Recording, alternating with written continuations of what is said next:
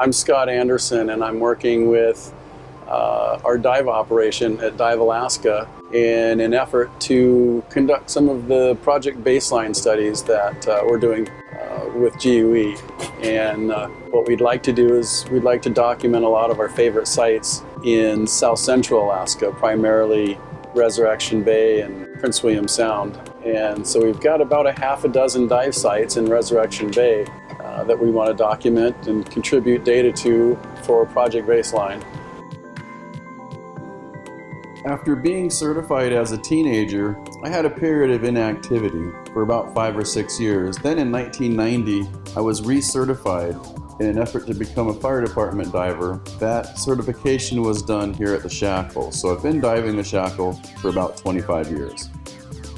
The deeper part of the Shackle is a sandy, muddy bottom mixed between a glacial silt that runs off of our nearby glaciers and some of the shells and middens that we find that have dropped from the wall, making it a nice combination of rocky substrate and a softer, more sandy bottom.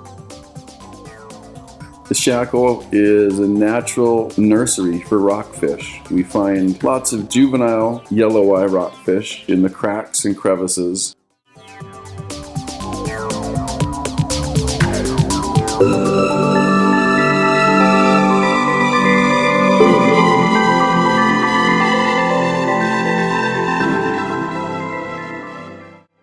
We've set up 2 separate stations at the Shackle, both of which can serve as independent stations, and we will be able to use still photography to document the invertebrate life at each station. We've also put them close enough together so that we can essentially combine them to one station by running a transect line from one to the other.